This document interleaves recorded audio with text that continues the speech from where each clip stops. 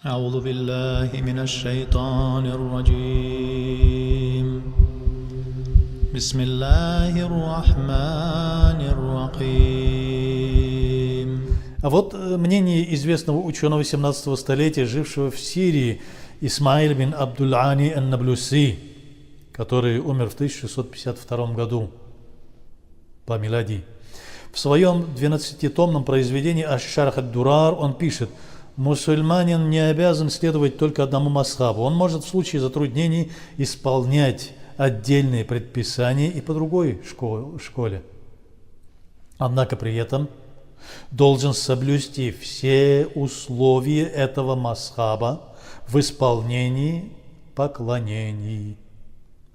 При исполнении разных предписаний, не связанных друг с другом, у мусульманина есть право выбора любого из 4 школ Ахль-Сунны валь-Джамаа, если исполнение данного поклонения затруднено по правилам своей школы.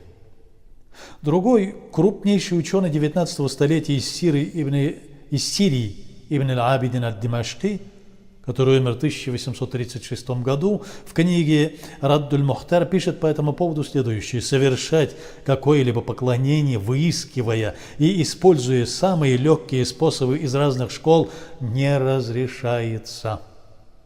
Например, по мазхабу имама Абу Ханифа омовение будет нарушено, если на коже у совершившего омовение появится кровь.